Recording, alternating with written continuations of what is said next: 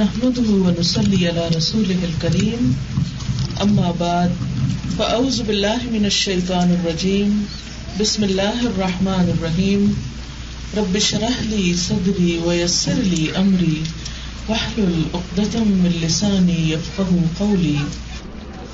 الحمد لله الذي انزل على عبده الكتاب ولم يجعل له عوجا قيما لينذر بأسا شديدا من لدنه ويبشر المؤمنين الذين يعملون الصالحات أن لهم أجرا حسنا ماكثين فيه أبدا وينذر الذين قالوا اتخذ الله ولدا ما لهم به من علم ولا لآبائهم كبرت كلمة تخرج من أفواههم إن يقولون إلا كذبا فلعلك باخع نفسك على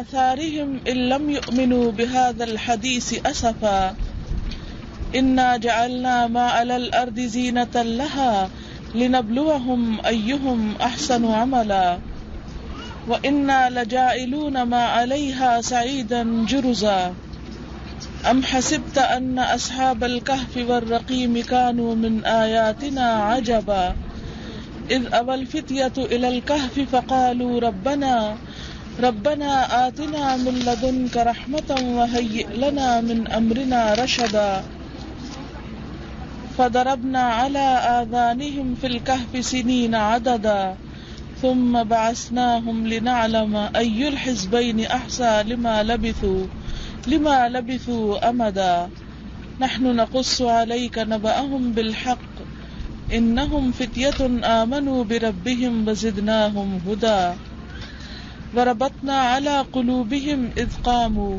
إذ قاموا فقالوا ربنا رب السماوات والأرض لن ندعو من دونه إلها لقد قلنا إذا شططا هؤلاء قوم اتخذوا من دونه آلهة لولا يأتون عليهم بسلطان بين فمن أظلم ممن افترى على الله كذبا وإذ اعتزلتموهم وما يعبدون إلا الله فأووا إلى الكهف ينشر لكم ربكم من رحمته ويهيئ لكم من أمركم مرفقا وترى الشمس إذا طلعت تزاور عن كهفهم ذات اليمين وإذا غربت تقرضهم ذات الشمال وهم في فجوة منه ذلك من آيات الله من يهد الله فهو المهتد ومن يضلل فلن تجد له وليا مرشدا وتحسبهم أيقاظا وهم رقود ونقلبهم ذات اليمين وذات الشمال وكلبهم باسط ذراعيه بالوصيد لو اطلعت عليهم لوليت منهم فرارا ولملئت منهم رعبا وكذلك بعثناهم ليتساءلوا بينهم قال قائل منهم كم لبثتم قالوا لبثنا يوما أو بعد يوم قالوا ربكم أعلم بما لبثتم فابعثوا أحدكم بورقكم هذه إلى المدينة فلينظر أيها أزكى طعاما فليأتكم برزق منه وليتلطف ولا يشعرن بكم أحدا إنهم إن يظهروا عليكم يرجموكم أو يعيدوكم في ملتهم ولن تفلحوا إذن أبدا وكذلك آثرنا عليهم ليعلموا أن وعد الله حق وأن الساعة لا ريب فيها إذ يتنازعون بينهم أمرهم فقالوا ابنوا عليهم بنيانا ربهم أعلم بهم قال الذين غلبوا على أمرهم لنتخذن عليهم مسجدا سيقولون ثلاثة رابعهم كلبهم ويقولون خمسة سادسهم كلبهم رجما بالغيب ويقولون سبعة وثامنهم كلبهم قل ربي أعلم بعدتهم ما يعلمهم إلا قليل فلا تمار فيهم إلا مراء ظاهرا ولا تستفت فيهم منهم أحدا. شروع کرتی ہوں اللہ کے نام سے جو بے انتہا مہربان نہایت رحم فرمانے والا ہے. تعریف اللہ کے لیے ہے جس نے اپنے بندے پر کتاب نازل کی اور اس میں کوئی ٹیڑھ نہ رکھی، ٹھیک ٹھیک سیدھی بات کہنے والی کتاب، تاکہ وہ لوگوں کو خدا کے سخت عذاب سے خبردار کر دے اور ایمان لا کر نیک عمل کرنے والوں کو خوشخبری دے کہ ان کے لیے اچھا اجر ہے جس میں وہ ہمیشہ رہیں گے، اور ان لوگوں کو ڈرائے جو کہتے ہیں کہ اللہ نے کسی کو بیٹا بنا لیا ہے، اس بات کا نہ انہیں کوئی علم ہے اور نہ ان کے باپ دادا کو تھا، بڑی بات ہے جو ان کے منہ سے نکلتی ہے، وہ محض جھوٹ کہتے ہیں۔ سورۃ الکہف قرآن پاک کی اہم ترین سورتوں میں سے ہے، جسے نبی صلی اللہ علیہ وسلم نے ہر جمعہ کے روز پڑھنے کی تاکید فرمائی ہے۔ بعض روایات میں آتا ہے کہ جو شخص اسے ہر جمعہ کو پڑھے تو اس کے لیے ایک جمعہ سے دوسرے جمعہ تک ایک خاص نور کی روشنی عطا کی جاتی ہے۔ اسی طرح ایک اور واقعہ اس کے بارے میں آتا ہے کہ ایک صحابی سورۃ کہف اپنے گھر میں پڑھ رہے تھے کہ انہوں نے دیکھا کہ ان کا جانور بتکنے لگا ہے۔ انہوں نے غور کیا تو اپنے اوپر ایک بادل جھکا ہوا پایا۔ اگلے روز انہوں نے نبی صلی اللہ علیہ وسلم سے اس بات کا ذکر کیا تو آپ نے فرمایا اس سورت کو پڑھا کرو، کیونکہ قرآن پڑھنے سے سکینت اترتی ہے، یعنی گھروں کے اندر برکت ہوتی ہے۔ اس لیے آج جمعے کا دن بھی ہے اور آج ہم دیکھیں گے کہ اس سورت کے اندر وہ کیا خاص بات ہے، وہ کون سا سبق پوشیدہ ہے کہ جس کی وجہ سے اس کے پڑھنے کی اتنی تاکید کی گئی اور پڑھنے والے کے لیے سکینت اور اطمینان اور برکت کی خوشخبری دی گئی۔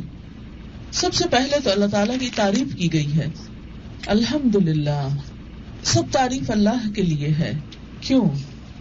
اس لیے کہ الذی انزل علی عبدہ الکتاب، کیونکہ اس نے اپنے بندے پر کتاب اتاری ہے، یعنی اس کتاب کا نازل کیا جانا اور اس کتاب ہدایت کا ہمارے پاس ہونا، یہ اتنا بڑا انعام ہے، اتنا بڑا تحفہ ہے کہ جس پر ہمیں اللہ تعالیٰ کا شکر گزار ہونا ہے۔ یہ ایسی کتاب ہے کہ وَلَمْ يَجْعَلْ لَهُ عِوَجًا، جس میں اللہ تعالیٰ نے کوئی ٹیڑھ نہیں رکھی، یعنی اس میں کوئی ایسی بات نہیں ہے کہ جس میں کوئی کجی ہو، جس میں حقائق کے خلاف کوئی بات ہو یا جس میں کسی بھی قسم کی کوئی خرابی ہو۔ قیماً، درست کر دینے والی ہے، یعنی یہ کتاب انسانوں کے حال کو درست کر دینے والی ہے۔ جو بھی اس کو پڑھے، جو بھی اس کے ساتھ تعلق قائم کرے، خواہ وہ افراد ہوں یا اقوام، ان کا حال درست کرنے والی ہے۔ دنیا میں انسانوں کی اصلاح کے لیے ہے اور آخرت میں انسانوں کے حال کو درست کرنے والی۔ اس کے ساتھ ساتھ اس کی آمد کا مقصد بتایا گیا، لِيُنذِرَ بَأْسًا شَدِيدًا مِّن لَّدُنْهُ، تاکہ یہ اللہ تعالیٰ کی طرف سے آنے والے سخت عذاب سے لوگوں کو خبردار کر دے، لوگوں کو بتا دے کہ ان کے رب کی طرف سے ان پر کیسی ناراضگی ہو سکتی ہے اگر وہ اس کتاب کے احکامات پر عمل نہ کریں۔ وَيُبَشِّرَ الْمُؤْمِنِينَ، اور یہ کتاب مومنوں کو خوشخبری دینے والی ہے، ایمان لانے والوں کے لیے ایک اچھی خبر دیتی ہے، اور ایمان لا کر الذین یعملون الصالحات، جو نیک عمل بھی کرتے ہیں۔ کس بات کی خوشخبری؟ ان لہم اجرا حسنا، کہ ان کے لیے عمدہ اجر ہے، اچھا اجر ہے، ما کسی نفیہ ابدا، وہ اس میں ہمیشہ رہنے والے ہیں۔ وَيُنذِرَ الَّذِينَ قَالُوا اتَّخَذَ اللَّهُ وَلَدًا، اور ان لوگوں کو ڈرانے والی ہے، خبردار کرنے والی ہے جنہوں نے کہا کہ اللہ نے ایک بیٹا بنا لیا۔ اشارہ ہے عیسائیوں کی طرف کہ جو حضرت عیسیٰ علیہ السلام کو اللہ تعالیٰ کا بیٹا کہتے ہیں، فرمایا کہ یہ کتاب ان کو بھی خبردار کرتی ہے کہ وہ اپنی اس روش سے باز آ جائیں، ورنہ اپنے اس بول کی بڑی قیمت ان کو چکانی پڑے گی۔ اور بیٹا وہ بھی کیسے سکتا ہے اللہ کا، وہ یہ بات کہتے بھی کیوں ہیں؟ ما لہم بہ من علم، انہیں تو اس کا کوئی علم بھی نہیں، ان کے پاس اس بات کی کوئی دلیل نہیں، کوئی ثبوت نہیں۔ ولا لآبائہم، اگر وہ اپنے آباء و اجداد کی پیروی کرتے ہیں تو ان کے پاس بھی اس کی کوئی دلیل نہ تھی. کبرت کلمتن، بہت بڑی بات ہے، تخرج من افواہہم، جو ان کے منہوں سے نکلتی ہے. ان یقولون الا کذبا، وہ محض جھوٹ کہتے ہیں. یعنی کسی کو اللہ کا بیٹا قرار دینا یہ ایک بہت بڑا جھوٹ ہے. فلعلک باخع نفسک علی آثارہم، اچھا تو شاید آپ اپنی جان کھو دینے والے ہیں، علی آثارہم، ان کے پیچھے، ان کے نشانوں پر. ان لم یؤمنوا بہذا الحدیث، اگر وہ اس بات پر ایمان نہ لائیں.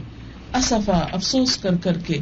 یہاں نبی صلی اللہ علیہ وسلم کی اس کیفیت کا ذکر کیا جا رہا ہے کہ ان کے اندر لوگوں کی کتنی خیرخواہی ہے، کتنا درد ہے کہ وہ ان کے اللہ سے دوری اور اللہ تعالی کی طرف سے روگردانی پر کس قدر پریشان ہوتے ہیں کہ اس غم میں انہیں اپنی بھی فکر نہیں. ہمارا حال بالکل الٹ ہے. ہمیں غم ہے تو صرف اپنی جان کا، اپنی ذات کا، اپنے نفع اور نقصان کا. لیکن نبی اکرم صلی اللہ علیہ وسلم کو اگر کوئی غم تھا تو وہ دوسرے لوگوں کا، اور وہ بھی کس کا، کہ ان کا انجام کیا ہوگا، ان کے ساتھ آخرت میں کیا بیتے گی. ہمارے بھی آس پاس بہت سے ایسے لوگ چلتے پھرتے ہیں، رہتے ہیں کہ جن کی زندگیاں کفر اور انکار میں گزر رہی ہیں، اللہ تعالیٰ کی پہچان کے بغیر گزر رہی ہیں. اور وہی فریضہ جو نبی صلی اللہ علیہ وسلم پر تھا حق کی بات پہنچانے کا، وہی آج ہم پر بھی ہے.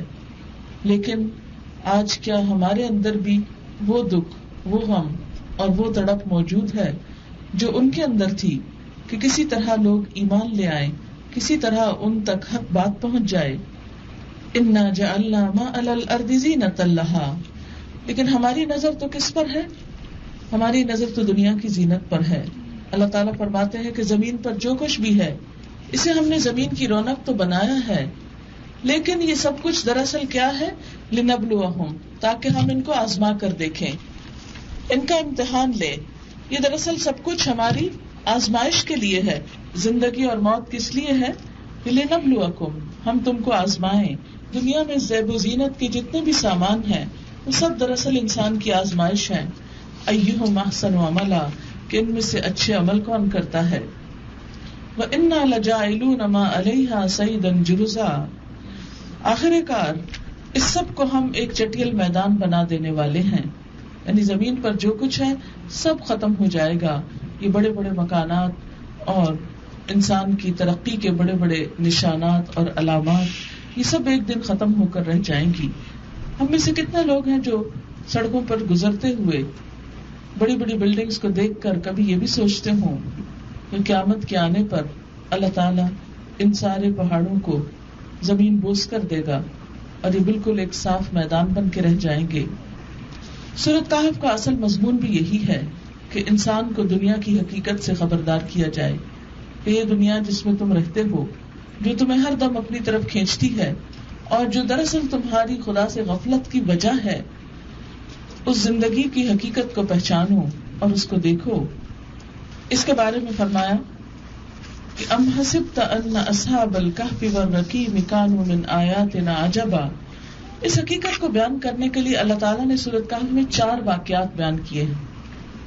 ان میں سے پہلا واقعہ جو چند نوجوانوں کے بارے میں ہے، اور وہ واقعہ کچھ یوں ہے: کیا تم سمجھتے ہو کہ غار اور قطبے والے ہماری کوئی بڑی عجیب نشانیوں میں سے تھے؟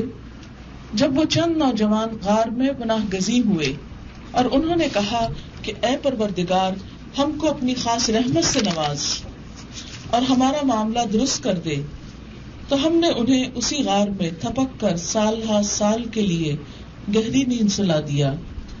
پھر ہم نے انہیں اٹھایا تاکہ دیکھیں کہ ان کے دونوں گروہوں میں سے کون اپنی مدت قیام کا ٹھیک شمار کرتا ہے. ہم ان کا اصل قصہ تمہیں سناتے ہیں. اللہ تعالیٰ ان غار والوں کا اصل قصہ سناتے ہیں. وہ چند نوجوان تھے جو اپنے رب پر ایمان لائے اور ہم نے ان کو ہدایت میں ترقی بخشی تھی. ہم نے ان کے دل اس وقت مضبوط کر دیے جب وہ اٹھے اور انہوں نے اعلان کر دیا کہ ہمارا رب تو بس وہی ہے جو آسمانوں اور زمین کا رب ہے. ہم اسے چھوڑ کر کسی دوسرے کو معبود نہ پکاریں گے. اگر ہم ایسا کریں تو بالکل بے جا بات کریں گے. پھر انہوں نے آپس میں کہا یہ تو ہماری قوم رب کائنات کو چھوڑ کر دوسرے خدا بنا بیٹھی ہے. یہ لوگ ان کے معبود ہونے پر کوئی واضح دلیل کیوں نہیں لاتے؟ آخر اس شخص سے بڑا ظالم اور کون ہو سکتا ہے جو اللہ پر جھوٹ باندھے. اب جب کہ تم ان سے اور ان کے معبودان غیر اللہ سے بے تعلق ہو چکے تو چلو اب فلاں غار میں چل کر پناہ لو. تمہارا رب تم پر اپنی رحمت کا دامن وسیع کرے گا اور تمہارے کام کے لیے سر و سامان مہیا کر دے گا.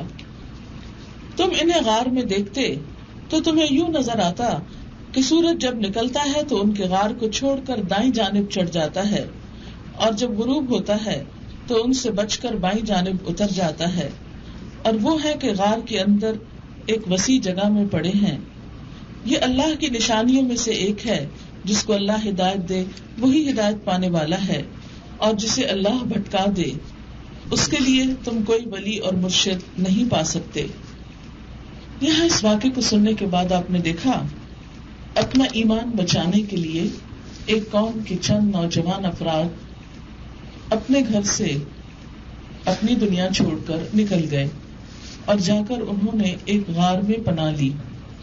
غار میں پناہ لینا دراصل کس بات کی علامت تھی کہ ہمارا ایمان زیادہ قیمتی ہے بنسبت اس کے کہ ہم دنیا میں رہ کر اسے بیچ ڈالیں. کہا جاتا ہے کہ یہ اس قوم کے با اثر افراد کے جوان بچے تھے، یوتھ تھے، لیکن ان کے اندر اللہ کی ایسی محبت تھی کہ جو ہر چیز پر چھا گئی تھی.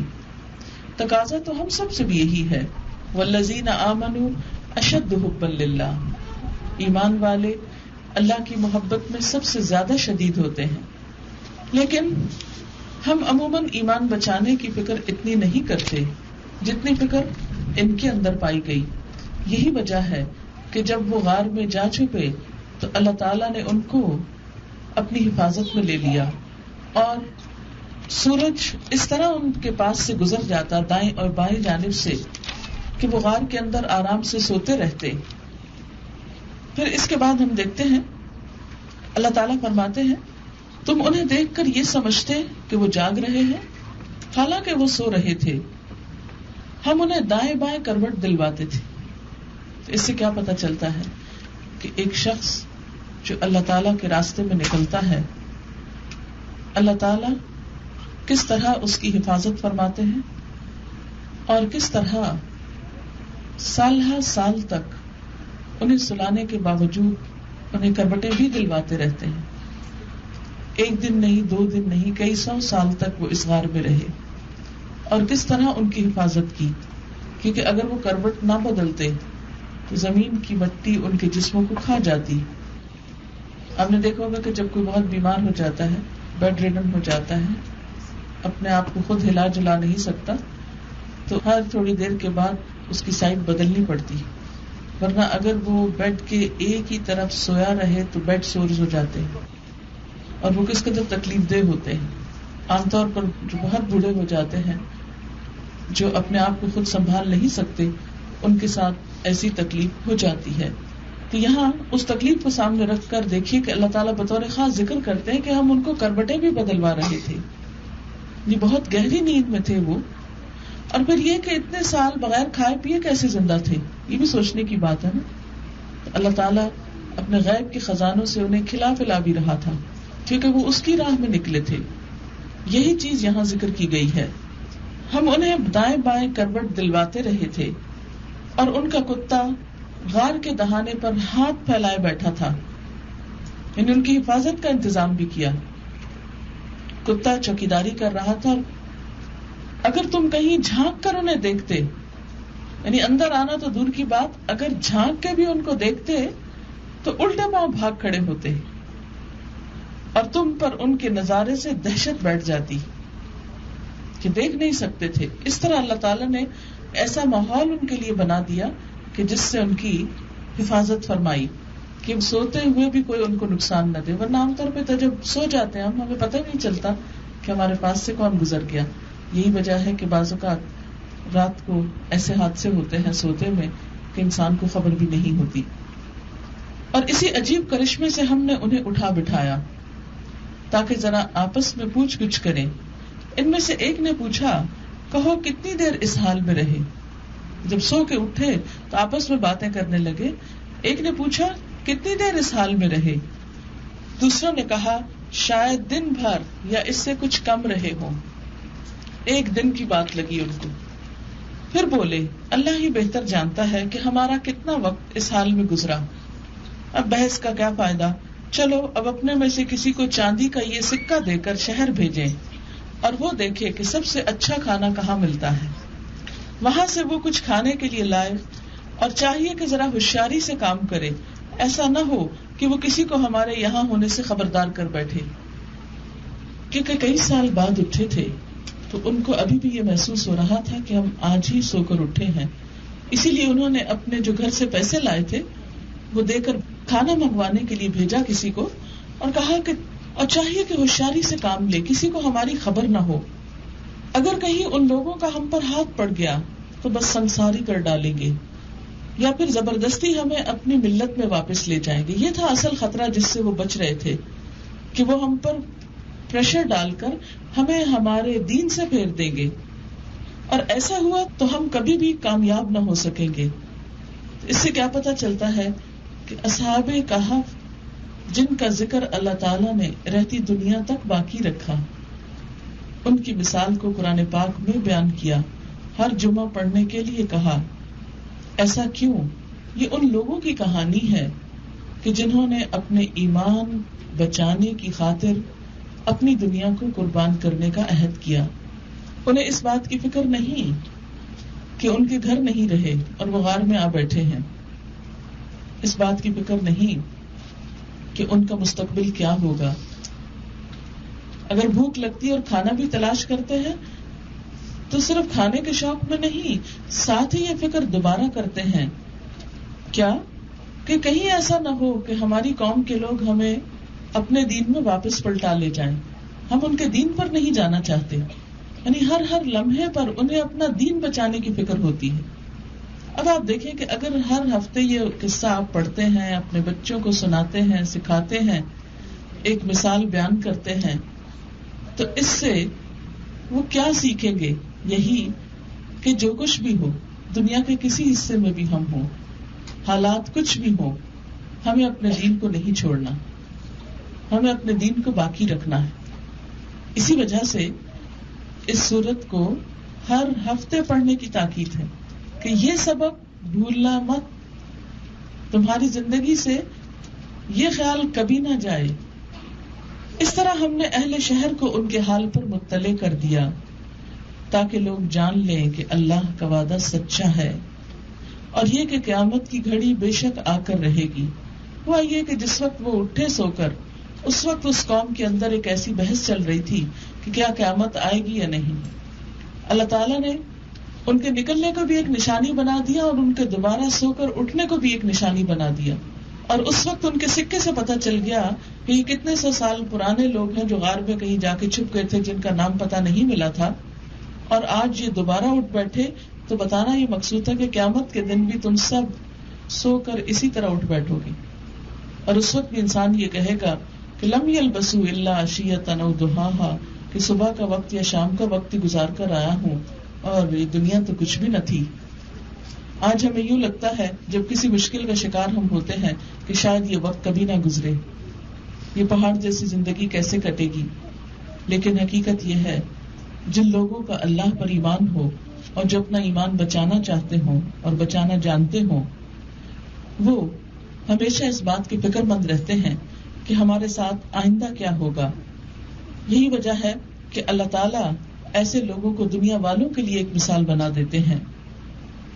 مگر ذرا خیال کرو کہ جب سوچنے کی اصل بات یہ تھی, اس وقت وہ آپس میں اس بات پر جھگڑ رہے تھے کہ ان اصحاب کہف کے ساتھ کیا کیا جائے.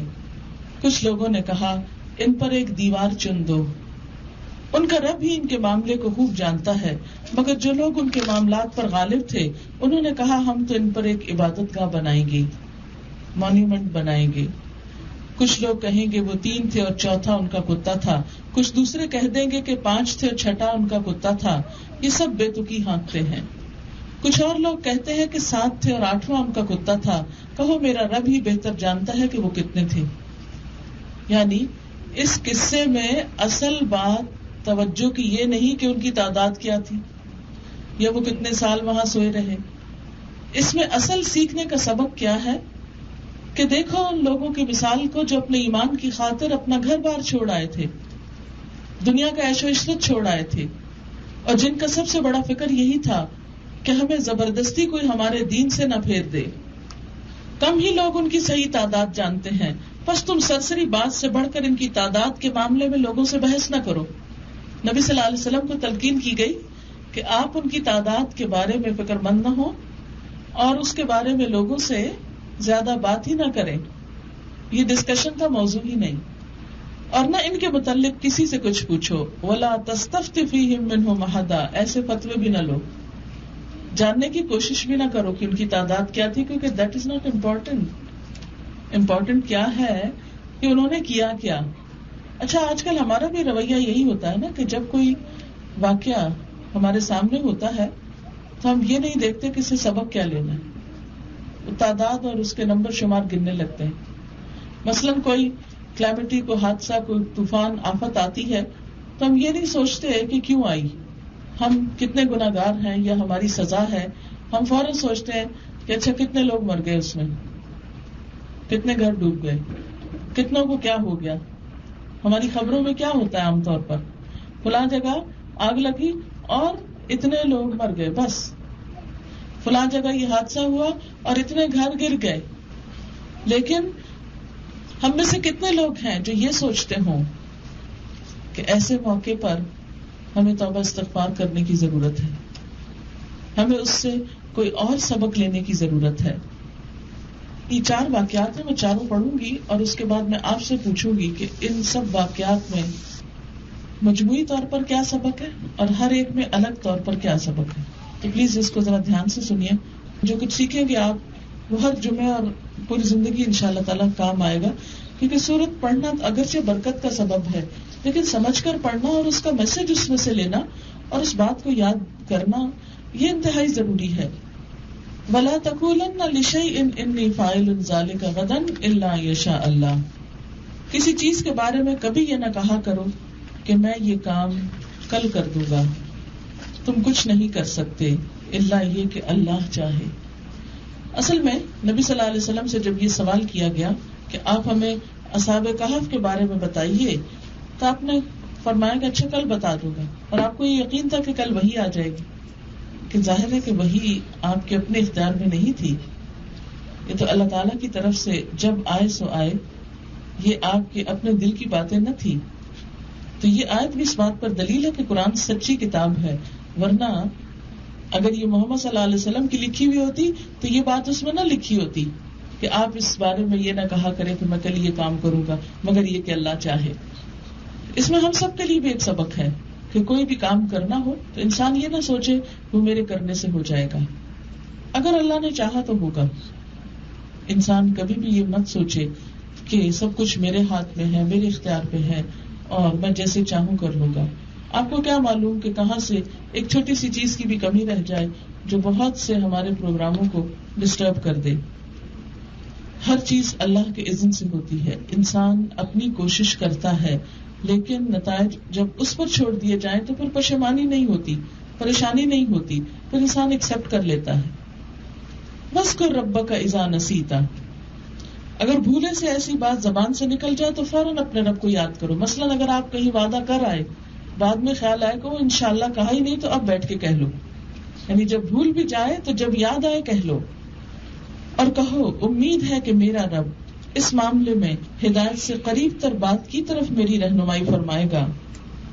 اور وہ اپنے غار میں 300 سال رہے, اور کچھ لوگ مدت کے شمار میں 9 سال اور بڑھ گئے ہیں. تم کہو اللہ ان کے قیام کی مدت زیادہ جانتا ہے, آسمانوں اور زمین کے سب پوشیدہ احوال اسی کو معلوم ہے. کیا خوب ہے وہ دیکھنے والا اور سننے والا. زمین و آسمان کی مخلوقات کا کوئی خبرگیر اس کے سوا نہیں، اور وہ اپنی حکومت میں کسی کو شریک نہیں کرتا، اپنے فیصلوں میں کسی کو شریک نہیں کرتا، سب کچھ دراصل اس کے اختیار میں ہے۔ اے نبی صلی اللہ علیہ وسلم، تمہارے رب کی کتاب میں سے جو کچھ تم پر وحی کیا گیا ہے اسے جو کا تم سنا دو، یعنی جو کچھ آپ پر وحی کیا گیا آپ آگے پہنچا دیجئے۔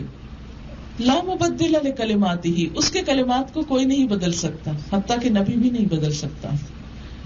اور اگر تم کسی کی خاطر اس میں رد و بدل کرو گے تو اس سے بچ کر بھاگنے کے لیے کوئی جائے پناہ نہ پاؤ گے، یعنی اگر اللہ کی بات کو تم نے بھی بدلا تو اللہ تعالیٰ سے کوئی بچا نہ سکے گا۔ اس لیے قرآن پاک کے معاملے میں، دین کے معاملے میں ہمیں بہت احتیاط کی ضرورت ہے۔ آیتوں کے من مانے مفہوم بیان نہیں کرنے چاہیے اور کچھ سے کچھ ان کو ملا کر نہیں کر دینا چاہیے۔ قرآن پاک کو جیسا اترا ہے ویسا ہی آگے بیان کرنا چاہیے، اور اپنے دل کو ان لوگوں کی معیت پر مطمئن کرو جو اپنے رب کی رضا کے طلبگار بن کر صبح شام اس کو پکارتے ہیں۔ یہاں آپ دیکھیے کہ نبی صلی اللہ علیہ وسلم جن پر براہ راست اللہ تعالیٰ کی طرف سے وحی آ رہی تھی، ان سے کیا کہا جا رہا ہے کہ آپ اپنے آپ کو ان لوگوں کی کمپنی سے جوڑ کر رکھیں جو صبح شام اپنے رب کے آگے ہاتھ پھیلاتے ہیں، دعائیں کرتے ہیں، اس کی رضا چاہتے ہیں۔ عام طور پر بہت سے لوگ اس بات کے خواہش مند ہوتے ہیں کہ وہ بہت اچھے ہو جائیں، اچھے کام کرنے لگیں۔ جب احسن عمل کے بارے میں سنتے ہیں تو پھر کیا سوچتے ہیں کہ کیوں نہ ہم ایسا کرنے والے بن جائیں، لیکن جب کرنے کی باری آتی تو کر نہیں پاتے۔ ہم میں سے کتنے ہی لوگ ہیں جو بہت سے ارادے کرتے ہیں اور ارادے توڑ بیٹھتے ہیں۔ ایسا کیوں ہوتا ہے؟ ایسا اس وجہ سے ہوتا ہے کہ انسان کو اچھا کام کرنے کے لیے اچھا ماحول نہیں ملتا۔ ماحول انسان پر بہت زیادہ اثر انداز ہوتا ہے۔ گرمی سردی انسان کے احساسات، انسان کے جذبات کو متاثر کرتی ہے۔ اسی طرح انسان کی کمپنی سب سے زیادہ انسان کو متاثر کرتی ہے۔ کہتے ہیں کہ انسان اپنے دوست کے دین پر ہوتا ہے، اسی لیے آپ نے فرمایا تم میں سے کوئی دیکھ لے کہ وہ دوستی کس سے کر رہا ہے، کیونکہ جیسے اس کے دوست ہوں گے ویسا ہی وہ خود ہوگا۔ انسان اپنے ماحول کی پیداوار ہے۔ کبھی آپ نے غور کیا کہ دنیا کے مختلف علاقوں میں رہنے والوں کے نقش و نگار اور رنگ مختلف کیوں ہیں؟ حالانکہ زمین تو ساری اللہ کی ہے۔ یہ نقش و نگار کا فرق بھی، یعنی انسانی جسم کے اندر ناک کی شیپ، آنکھوں کی شیپ اور بہت سی شیپس میں فرق پڑتا ہے ماحول اور موسم کی وجہ سے۔ یہ 1 صدی یا 2 صدی میں نہیں، مسلسل کئی 100 سال تک ایک خاص علاقے میں جو نسل در نسل رہتے ہیں تو وہ ایک خاص قسم کے رنگ میں رنگ جاتے ہیں۔ آپ نے دیکھا ہوگا کہ مختلف جانور، نام ان کا ایک ہی ہوتا ہے لیکن آب و ہوا کے فرق سے، علاقوں کے فرق سے ان کے رنگ روپ پر بھی فرق آ جاتا ہے، ان کے شیڈ مختلف ہو جاتے ہیں۔ حتیٰ کہ پودوں کے اندر، مثلا کھجور اگر مدینے میں لگائیں تو اس کی شان ہی کچھ اور ہے، اور اگر آپ اپنے یہاں اس شہر میں لگائیں، وہی گٹلی ڈالیں، وہی پودا لگائیں، آپ دیکھیں گے کہ اس کا رنگ اور اس کی کھجور اور اس کا پھل وہ نہیں ہوگا جو وہاں پر ہے۔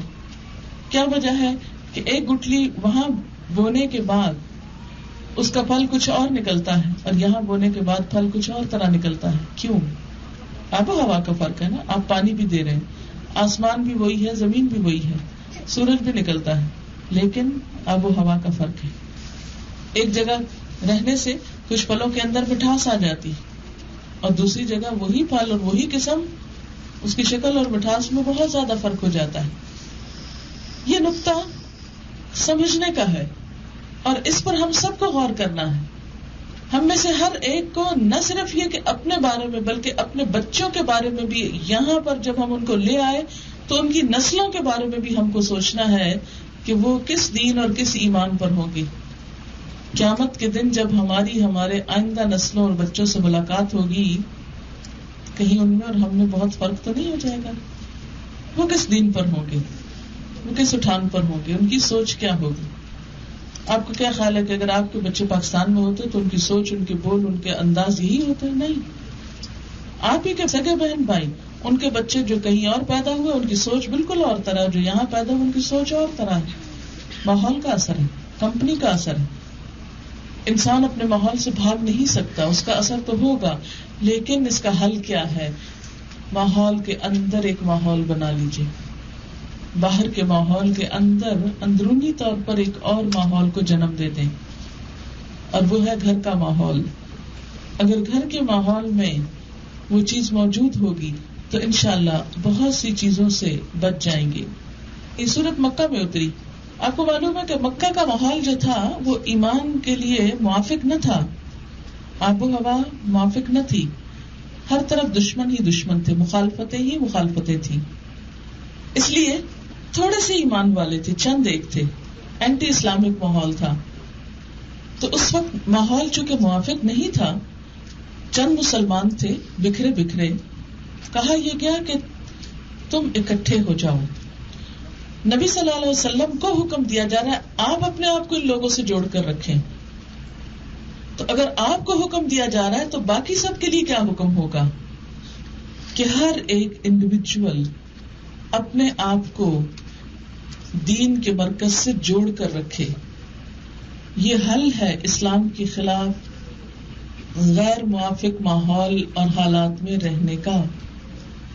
مثلاً آپ لوگ یہاں پر رہتے ہیں مختلف علاقوں میں، دور دور کی جگہوں پر، اور آپ دیکھتے ہیں کہ جو لوگ مسجدوں سے جڑ کر رہے، دینی مراکز سے جڑ کر رہے، دین کے نام پر اکٹھے ہوتے رہے، ان کے بچوں کا ماحول نسبتاً مختلف رہا بنسبت ان کے جو بالکل آئسولیٹڈ ایریاز میں رہے، جہاں ان کے بچوں کو مسلمان دوست نہیں ملے، جہاں انہیں مکمل طور پر ایک غیر اسلامی ماحول ملا، جنہوں نے کبھی عرصے تک اذان کی آواز نہیں سنی، نماز پڑھتے کسی کو نہیں دیکھا، قرآن کی آواز کان سے نہیں ٹکرائی.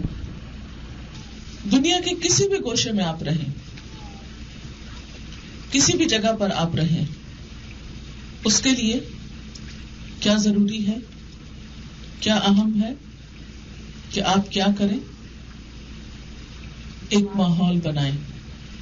آپ دیکھتے ہیں کہ مختلف کمیونٹیز اپنے کلچر کو بچانے کے لیے اکٹھی ہو جاتی، مختلف افراد اپنی زبان کی حفاظت کے لیے اکٹھے ہو جاتے ہیں، اپنے رنگ اور نسل کی حفاظت کے لیے. یہ جو ہم نے برادریاں بنائی ہوئی ہیں اور برادری سے باہر شادی نہیں ہو سکتی، یہ سب کچھ کس لیے؟ آخر اس کا کیا مقصد ہے؟ کیا چیز ہے برادری؟ کیا چیز ہے زبان؟ کیا چیز ہے رنگ اور نسل؟ کیونکہ وہ ہمارے بت ہیں نا، ان سے ہم محبت کرتے ہیں، تو ان کو بچانے کے لیے ہم برادری سے باہر نہیں نکلتے، اور کتنا اس بات پر سٹریس کرتے ہیں. حالانکہ برادری چند دن کا فائدہ ہی دیتی ہے نا، چند چیزوں میں ہمیں ایک پروٹیکشن مل جاتی ہے برادری کی، اگر ہم اس کے اندر رہتے ہیں، کمیونٹی کے اندر رہتے ہیں. اگر باہر نکلتے ہیں تو کچھ نقصان ہو جاتے ہیں. تو بالکل اسی طرح ایک بردرہڈ اسلام کے نام پر بھی ہونی چاہیے، دین کی وجہ سے بھی ہونی چاہیے. اور وہ بردرہڈ کیا ہے کہ وَاصْبِرْ نَفْسَكَ مَعَ الَّذِينَ يَدْعُونَ رَبَّهُمْ بِالْغَدَاةِ وَالْعَشِيِّ. اپنے آپ کو ان لوگوں سے جوڑ کر رکھیے جو صبح شام اپنے رب کو پکارتے ہیں، یعنی جو خدا کی یاد میں دن رات بسر کرنے والے لوگ ہیں. یہ انتہائی اہم ہے، خواہ کوئی عورت ہو یا مرد ہو، جوان ہو، بچہ ہو، بچی ہو، بوڑھا ہو، کوئی بھی ہو. دین کی حفاظت کے لیے ایسی کمپنی ہر ایک کی ضرورت ہے. آپ بھلے گھر میں ہر روز بیٹھ کے قرآن ناظرہ پڑھا کریں، صبح سے شام تک تلاوت سنا کریں، لیکن یہ سب کچھ کرنے کے باوجود آپ کو اپنا ایمان کمزور ہوتا ہوا محسوس ہوگا. ہاں، اگر آپ کسی ایمان والے کی کمپنی میں تھوڑی دیر بھی جا کر بیٹھ جائیں، اکٹھے ہو جائیں، تو آپ کا غم ہلکا ہو جائے گا، آپ کے دل کا بوجھ دور ہو جائے گا، آپ کو ایک نئی انرجی ملے گی. کیونکہ اللہ تعالیٰ نے ہمیں بنایا نا، تو ہماری حفاظت اور ضرورت کے طریقے بھی وہ ہم کو بتاتا ہے. کیوں اللہ تعالیٰ نے فرمایا ہے وَالْعَصْرِ إِنَّ الْإِنسَانَ لَفِي خُسْرٍ، قسم ہے زمانے کی، بے شک انسان نقصان میں ہے، إِلَّا الَّذِينَ آمَنُوا، سوائے ان لوگوں کے جو ایمان لائے، وَعَمِلُوا الصَّالِحَاتِ، اور انہوں نے اچھے عمل کیے، وتواصوا بالحق، ایک دوسرے کو حق کی تلقین کی، وتواصوا بالصبر، اور ایک دوسرے کو صبر کی تلقین کی، کہ ایک گھبرا اٹھے تو دوسرا اس کو پکڑ لے، کوئی بات نہیں، خیر ہے، کیونکہ انسان تنہا نہیں جی سکتا، اکیلے اپنے ایمان کو بچانا بہت مشکل ہوتا ہے. ایمان پر قائم رہنا، صراط مستقیم پہ قائم رہنا، خواہ کوئی کتنا ہی بڑا علامہ کیوں نہ ہو، کتنا ہی نیک انسان کیوں نہ ہو، لیکن تنہا انسان کے ساتھ شیطان ہوتا ہے، وہ اس کو کسی نہ کسی وسوسے میں مبتلا کرتا رہتا ہے. لیکن جب آپ اکٹھے ہو کر بیٹھتے ہیں تو ویسے بھی اللہ تعالیٰ کا ہاتھ ہے اکٹھے ہو کر نیکی کا کام کرنے والوں پر، بہت برکتیں ہیں اس میں. دنیا کے بھی بہت سے مسئلے انسان کے حل ہوتے ہیں، بہت سی پریشانیاں اور غم دور ہوتے ہیں، ایمان بڑھتا ہے، اور نیکی اور تقویٰ کے راستے میں بھی انسان کو ایک قوت نصیب ہوتی ہے. اسی لیے نبی صلی اللہ علیہ وسلم کا نمونہ پیش کر کے ہم سب کو یہی سکھایا جا رہا ہے کہ ان لوگوں کے ساتھ کچھ نہ کچھ وقت ضرور گزارے جو صبح شام اپنے رب کو یاد کرتے ہیں. یریدون وجہہ، جو صرف اس کی رضا چاہتے ہیں. حقیقت میں اللہ والے لوگ ہیں، کیونکہ بسا اوقات ایسا ضرور ہوتا ہے کہ اسلام کے نام پر لوگ اکٹھے ہوتے ہیں لیکن اللہ رسول کی کوئی بات نہیں ہوتی، دنیاوی پالیٹکس اور سیاست اور عہدے اور معلوم نہیں کیا کچھ اس میں شروع ہو جاتا ہے. یہ نہیں کہا گیا کہ ان لوگوں کے ساتھ بیٹھو، کیونکہ بسا اوقات دین کے نام پہ جماعتیں بنتی ہیں لیکن دین کے علاوہ وہاں سب کچھ ہوتا ہے، اور دین ہی کی روح نہیں ہوتی، دین ہی کی اسپرٹ نہیں ہوتی، تو مقصد پورا نہیں ہوتا نا. اس لیے اللہ تعالیٰ نے یہ نہیں کہا کہ فلاں تنظیم جوائن کر لو یا فلاں گروپ میں چلے جاؤ، کسی گروپ کا نام نہیں بتایا. ویسے بھی ہر دور کے ہر علاقے کے گروپوں کے نام مختلف ہو سکتے ہیں. یہاں پہچان بتائی کہ تم جب کسی کے پاس جاؤ تو کیا دیکھو، کیا پاؤ وہاں، کہ لوگ کون ہیں، کیا کر رہے ہیں، کیا چاہتے ہیں، ان کا مقاصد کیا ہے، ان کے آبجیکٹیوز کیا ہیں، ان کے ایمز کیا ہیں، ان کی اغراض کیا ہیں، ان کی ڈائریکشن کیا ہے. فرمایا یریدون وجہہ، وہ بس اللہ کی رضا چاہتے ہیں، انہیں کچھ نہیں اور چاہیے. وہ ہر کام اس کی خوشی کے لیے کرتے ہیں، وہ نام بنانے کے لیے نہیں کرتے، اپنے آپ کو پروجیکٹ کرنے کے لیے نہیں کرتے. یریدون وجہہ، وہ صرف اللہ کی رضا چاہتے ہیں، وہ اپنے رب کو چاہتے ہیں، وہ اپنے رب کو پانا چاہتے ہیں، اس لیے اکٹھے ہو کر بیٹھے ہیں. وہ صرف کسی ڈنر پر، کسی پارٹی میں، کسی کھانے پینے کی مجلس میں، کسی گپ شپ کے لیے، کسی پکنک کے لیے اکٹھے نہیں ہوتے. کیونکہ بسا اوقات ہم اسلام کے نام پر آرگنائزیشن بنا لیتے ہیں، پر اس کا ٹارگٹ کیا رکھتے ہیں، فلاں جگہ پکنک ہو رہی ہے آ جائے، فلاں جگہ ڈنر ہو رہا ہے آ جائے، فلاں جگہ یہ ایکٹیویٹی ہو رہی ہے، انٹرٹینمنٹ ہو رہی ہے. کیونکہ ہمارے بچے انٹرٹینمنٹ کے بہت عادی ہو گئے، بجائے اس کے کہ ہم نان مسلمس کے ساتھ جا کے انٹرٹینمنٹ کریں، ہم اکٹھے انٹرٹینمنٹ کرتے ہیں. کریے انٹرٹینمنٹ، لیکن جب تک یریدون وجہہ نہ ہو، ان پکنکس کے ساتھ اور ان انٹرٹینمنٹس کے ساتھ اللہ کی بات نہ ہو، اس وقت تک وہ مقصد حل نہیں ہوتا، وہ بات پوری نہیں ہوتی جو اللہ تعالیٰ ہمیں سکھانا چاہ رہے ہیں، بتانا چاہ رہے ہیں. پھر فرماؤ وَلَا تَعْدُ عَيْنَاكَ عَنْهُمْ، تمہاری نگاہیں ان سے ہٹے نہ، ان سے ہٹ کے کہیں اور نہ جائیں. کیونکہ دنیاوی اعتبار سے ہو سکتا ہے کہ وہ لوگ بہت مالدار نہ ہوں، بہت زیادہ ان کے اندر دنیاوی اٹریکشنز نہ ہوں، لیکن اگر ان کے پاس بیٹھ کر ایمان مضبوط ہوتا ہے، اللہ تعالیٰ کی محبت حاصل ہوتی ہے، تو ان کو نہ چھوڑنا، ان سے نگاہیں نہ پھیرنا، ان سے بے رخی نہ کرنا. ترید زینت الحیات الدنیا، تم دنیا کی زندگی کی رونق چاہتے ہو، تم دنیا کی زندگی کی زینت چاہتے، حالانکہ حضور صلی اللہ علیہ وسلم تو نہیں چاہتے تھے. پھر آپ کو کیوں کہا گیا کہ آپ کے علاوہ کوئی اور بھی ایسا نہ کرے. پھر مزید فرمایا وَلَا تُطِعْ مَنْ أَغْفَلْنَا قَلْبَهُ عَنْ ذِكْرِنَا، کسی ایسے شخص کی اطاعت نہ کرو جس کے دل کو ہم نے اپنی یاد سے غافل کر دیا ہے. کسی ایسے شخص کی بات نہ مانو جس کا دل ہماری یاد سے غافل ہے. اچھا وہ تو دل غافل ہے، ہمیں کیسے پتا چلے گا؟ اس لیے کہ اگر دل غافل ہوگا تو زبان بھی غافل ہوگی، عمل میں خود بخود غفلت آ جائے گی. تو زندگی میں مشورہ کس کا ماننا ہے، بات کس کی ماننی ہے، معیار کیا دے دیا گیا؟ ایسا شخص جو ہماری یاد سے غافل نہ ہو.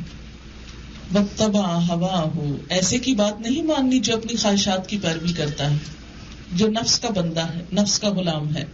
وکان امرہ فرطا، اور جس کا طریقہ کار افراط و تفریط پہ مبنی ہے، یعنی جس کی زندگی میں کوئی اعتدال نہیں. وہ دین کی طرف آتا ہے تو حد سے آگے نکل جاتا ہے، دنیا کی طرف جاتا ہے تو حد سے آگے نکل جاتا ہے. فرطا، افراط اور تفریط. افراط تفریط کا معنی کیا ہوتا ہے کہ ہر چیز میں یا بہت زیادتی کر جانا یا بہت کمی کر جانا، اعتدال کے ساتھ نہ جینا. فرمایا ایسے لوگوں کے پیچھے بھی نہ چلو. وَقُلِ الْحَقُّ مِن رَبِّكُمْ، اور حق کہاں ہے؟ انسانوں کے پاس نہیں. کہہ دیجئے حق تو تمہارے رب کی طرف سے. حق کہاں سے ملتا ہے؟ رب سے ملتا ہے. اس لیے انسانوں کو اپنا آئیڈیل نہ بناؤ، دین کو انسانوں میں نہ ڈھونڈو. اب یہاں ایک خطرہ تھا نا اس بات کا کہ جب کسی شخص سے اللہ کی محبت ملتی ہے یا کسی شخص کے پاس بیٹھ کر ایمان تازہ ہوتا ہے، پھر انسان بسا اوقات اسی کو خدا بنانے لگتا ہے، اس کی ایک ایک بات کو لینے لگتا ہے، اس کی ہر چیز کو اپنانے لگتا ہے. اور وہ تو انسان ہے نا. تو بتایا کہ انسانوں کو معیار نہیں بنانا. قل الحق من ربکم، حق تو تمہارے رب کی طرف سے. اس لیے ہمیشہ ہمیں یہ دیکھنا ہے کہ اللہ کی کتاب میں کیا لکھا ہے، اس کے رسول صلی اللہ علیہ وسلم کی سنت میں کیا ہے.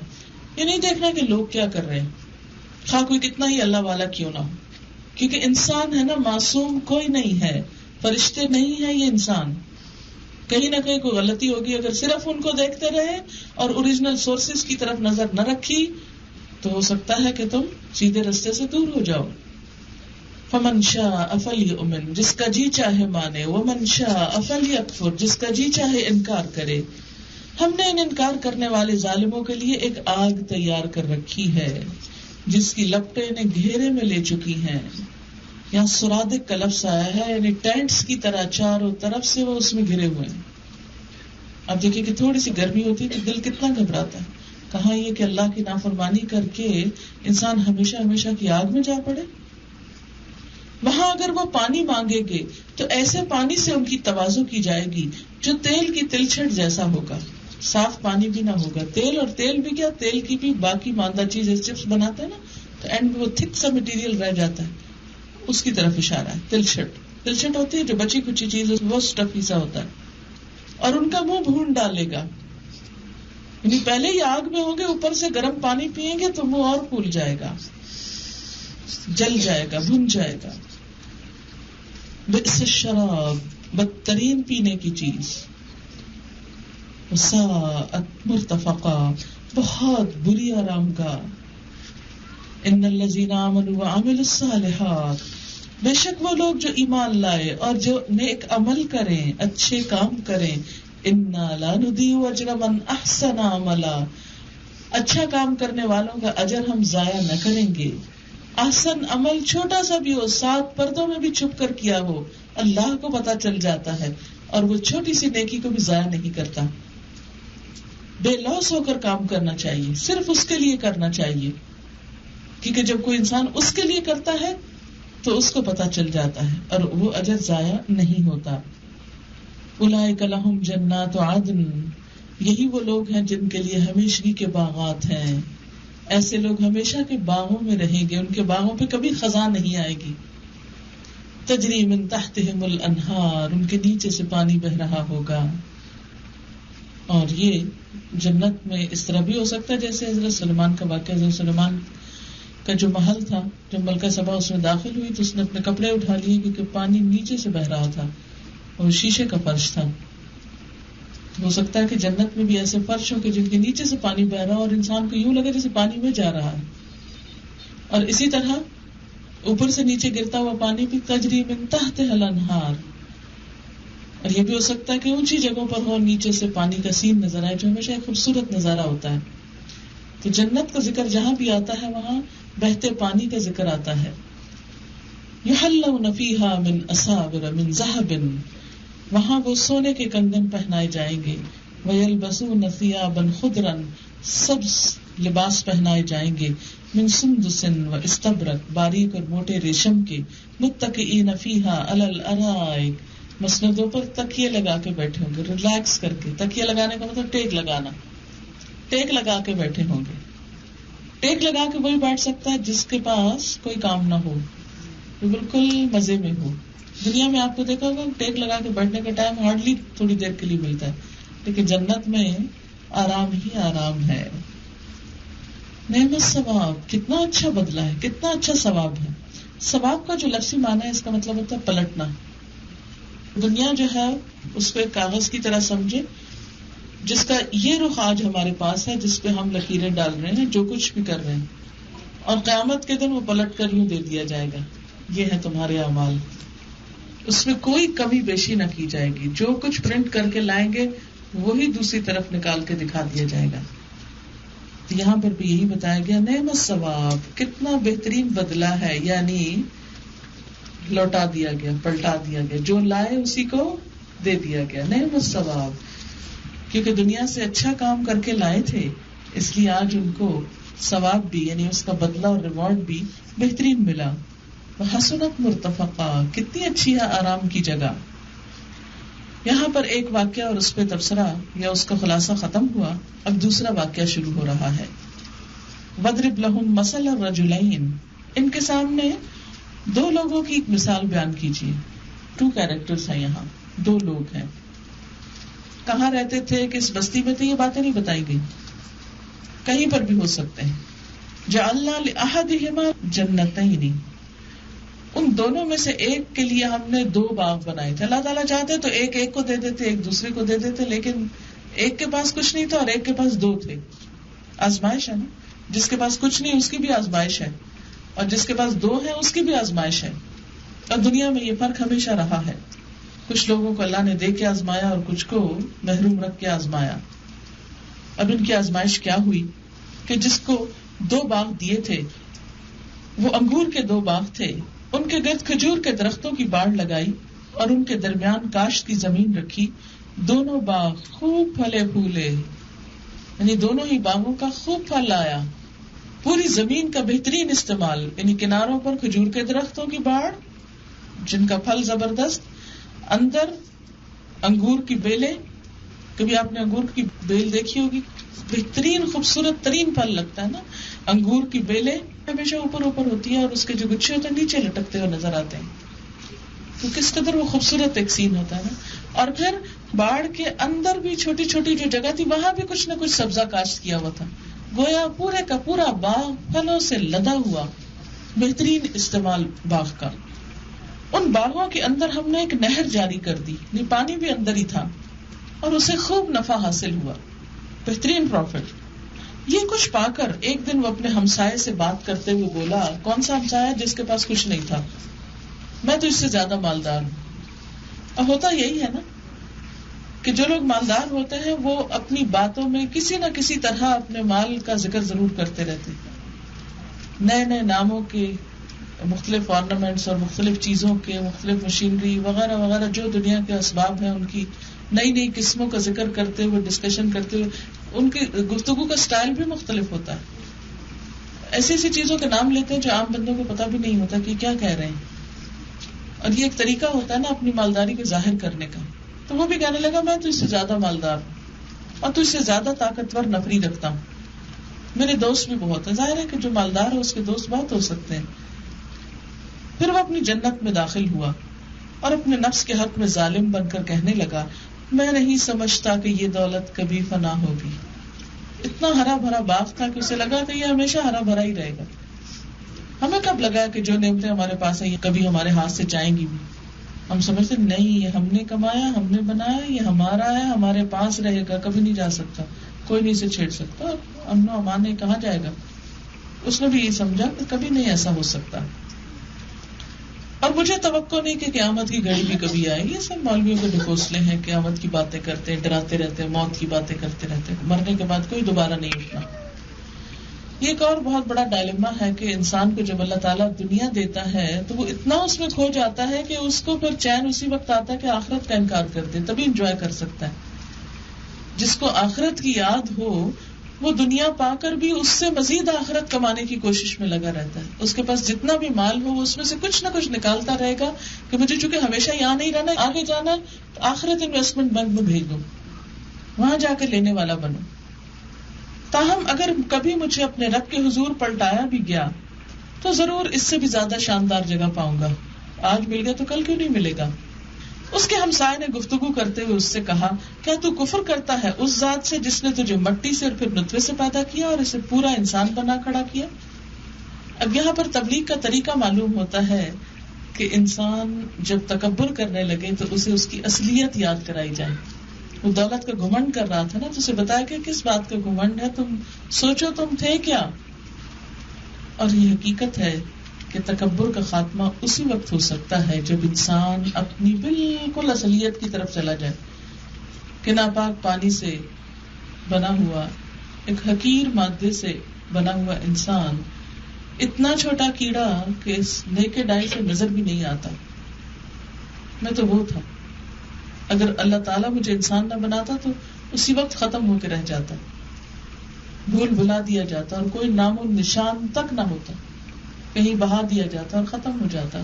بس رہا میں تو میرا رب تو وہی اللہ ہے, اور میں اس کے ساتھ کسی کو شریک نہیں کرتا, کسی دولت وغیرہ کو شریک نہیں کرتا, کسی چیز کو اہمیت نہیں دیتا, کسی چیز کو بڑا نہیں سمجھتا. اور جب تو اپنی جنت میں داخل ہو رہا تھا اس وقت تیری زبان سے یہ کیوں نہ نکلا کہ ماشاء اللہ لا قوت الا باللہ. اس سے ایک اور لفظ پتا چلتا ہے, پیچھے کیا پتا چلا کہ کوئی بات کا وعدہ کرتے وقت انشاءاللہ کہو, اور جب کوئی اچھی چیز دیکھو تو ماشاء اللہ کہو, کہ جو اللہ نے چاہا, ہمارا کوئی کمال نہیں, ہماری کوئی قدرت نہیں, یہ اللہ کا دیا ہے. دولت مند سے دولت مند انسان کو بھی ہمیشہ یہ سوچنا چاہیے یہ اللہ کا دیا ہے, میرا اس میں کمال نہیں. تو پھر دولت مند ہونا نقصان نہیں دیتا. لیکن اگر انسان دولت مند ہو اور اس کے بعد اپنے خدا ہی کو بھول جائے اور کہے کہ یہ سب کچھ میرا اور کبھی یہ ختم نہیں ہوگا, تو یہی انسان کے لیے سب سے بڑی آفت ہے. اگر تو مجھے مال اور اولاد میں اپنے سے کمتر پا رہا ہے تو بعید نہیں کہ میرا رب مجھے تیری جنت سے بہتر عطا فرما دے. مجھے اس بات کی پرواہ نہیں. اس سے پتہ چلتا ہے کہ جس کے دل میں سچا ایمان اور دین ہوتا ہے وہ کبھی دنیا کی دولت دیکھ کر پھسلتا نہیں, اور نہ ہی وہ کبھی اس پر کوئی حسرت رکھتا ہے. دوسروں کو مالدار دیکھ کر, اچھے حال میں دیکھ کر اور خود کو کمتر پا کر عام طور پر لوگوں کا حال کیا ہوتا ہے, سارا وقت دکھی رہتے ہیں, غمگین رہتے ہیں, افسردہ رہتے ہیں, پریشان رہتے ہیں. وہ تو ایسے گھر میں رہتا ہے, ہمارا گھر دیکھو, وہ تو ایسے کپڑے پہنتی ہے, ہمارا حال دیکھو, اس کے پاس تو فلاں اور فلاں زیور. اسی لیے کیا حکم دیا گیا کہ دنیا کے معاملے میں اپنے سے نیچے والوں کو دیکھو, خوب تسلی ہو جائے گی. لوگوں کی جھونپڑیوں کو دیکھو تو اپنا گھر نہ ہونے کا غم بھول جائے گا کہ الحمدللہ اتنا تو ہے کہ سر چھپانے کی جگہ ہے. کروڑوں کی تعداد میں ایسے لوگ ہیں کہ جن کے پاس اپنے گھر نہیں ہوتے. کیا ہوا, جیسا بھی ہے اللہ نے دیا تو ہے, جس حال میں بھی رہ رہا ہوں شکر ہے اس کا.